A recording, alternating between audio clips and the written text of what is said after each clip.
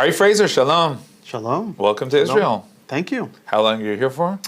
A week and a half. Now, these are challenging days in Israel. Tell us first about the decision to come.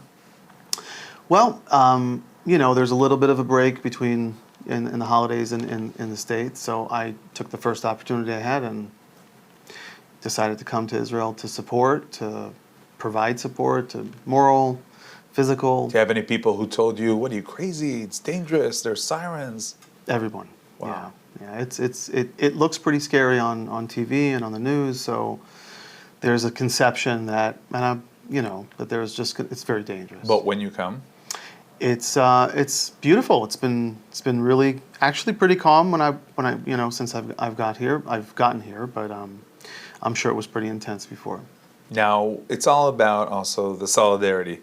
So tell me where you've performed so far, what you're planning to do.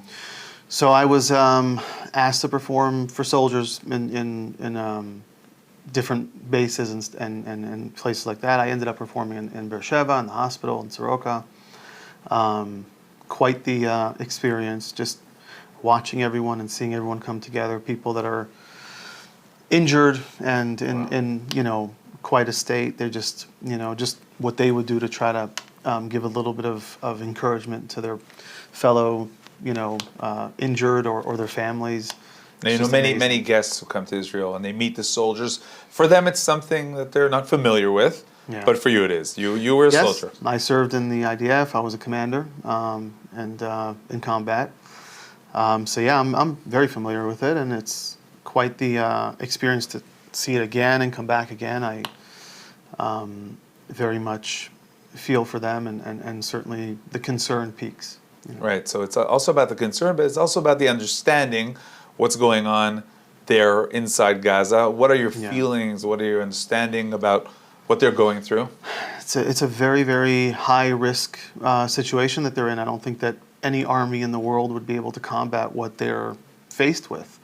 I fought in Lebanon back in the last round in 2006, and what they're facing is something none of us have ever faced. It's just a two level war. It's urban warfare together with the underground, which you're relating to, of course. One of the most.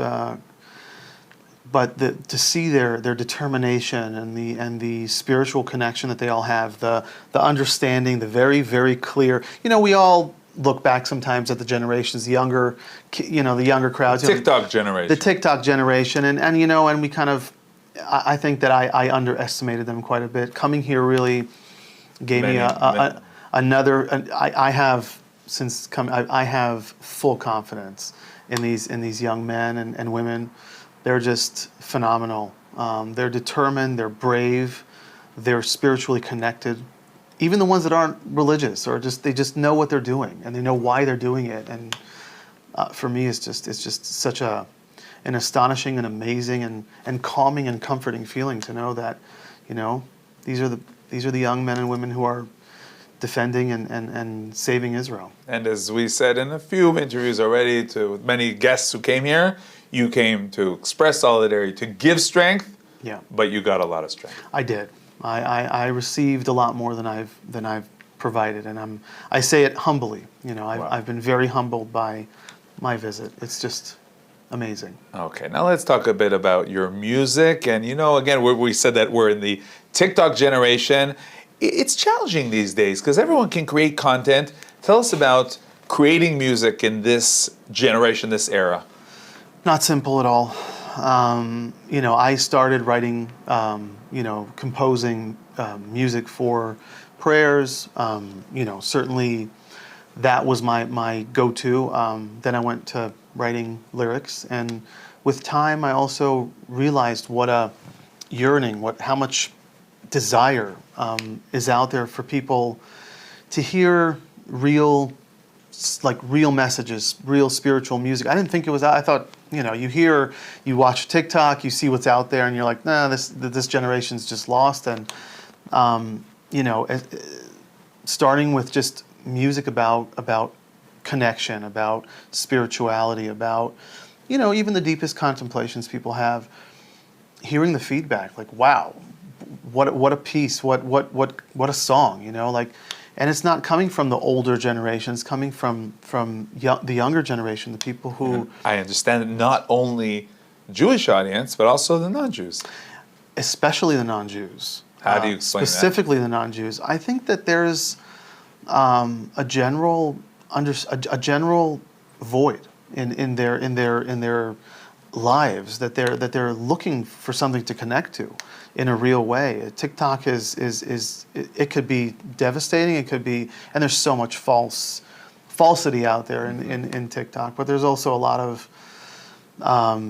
expression and things that I think that the generation are looking for, and surprise. I mean, I have millions of just views and responses, and what is this, and where is this, and who are you, and what are you doing, and it's just like a different vibe, they call it, you know, a different view. So what's next?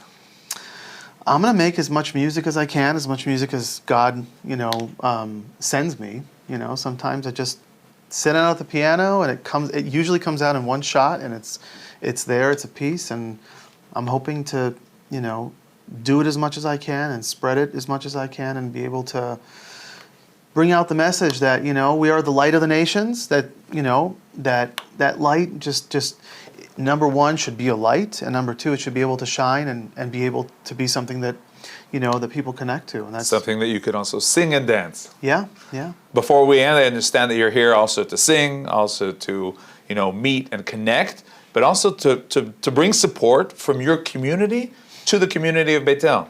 Absolutely, yes. So we had lots of projects in the middle of, you know, right after the war. One of the biggest concerns that our community connected to is the need that the civilians have for protection, for better, stronger response ability and capabilities. And so the community decided to hug or almost adopt, you know, Beit El, and try really hard to get whatever their needs are as far as equipment is concerned. And, you know, we've been able to collect quite a bit. Wow.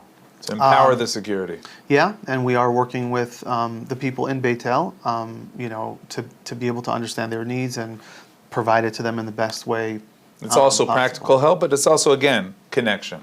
Yes, it's from one. It's the community, from one community to another, and I think that builds bridges that are bridges that will be long-standing, hopefully, and practical help. I mean, they are in real danger and in real need for assistance, and I think that it's something that we can do as a community, and it's something we're happy to. So, yeah. Great. Okay, Ari Fraser, thank you very much for joining us, and come back soon.